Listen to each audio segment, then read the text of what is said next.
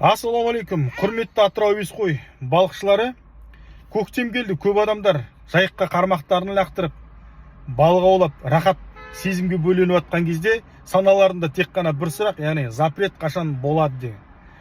Енді осы бойынша көп адамдар жекеме жазып жатыр, WhatsApp-қа, дайректке жазып жатыр, тіпті телефонда соғып хабарласып жатыр. Осы видео барша әуесқой Атыраудың жігіттеріне жіберіп қойыңыздар. Запрет сұрап жүрген. Запретке әлі ерте. Запрет 15 мамырдан бастап Атырау өңірінде, 15 мамырдан бастап 15 маусым аралығында, яғни бір ай. 15 мамыр, 15 маусым, яғни 15 май, 15 июньге дейін.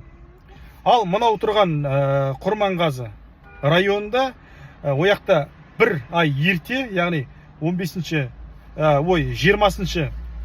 апрельден бастап 20 май аралығында. Тек қана бір ай ояқта да. Бірақ ояқта жаңағы праздник күндері аулай беруге болады, сосын демалыс күндері аулай беруге болады деген бір қағидалар бар өзінің. Сол себепті запрет сұрап жүрген жігіттеріңізге жіберіп қойыңыздар. Запрет тек қана бір ай Атырауда 15 май, 15 июнь аралығында.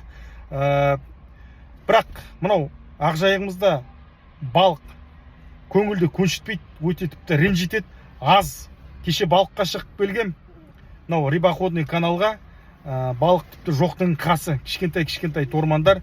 Мынау кооперативтер өз жұмыстарын бастап кетті, ау тартындарын түсіп жатқан балықтары тіпті өте тіпті ренжітеді. Анау 70, 80, 100 килограмм балық, и то оның ішінде сазан жоқ. Тіпті кішкентай тормандар сондағы аулап жатқандар.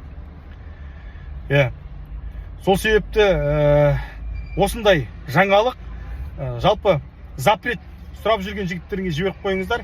Баршаңызға ассалаумағалейкум. Қармақтарыңыз қанды, қанжығаларыңыз майланай берсін жігіттер.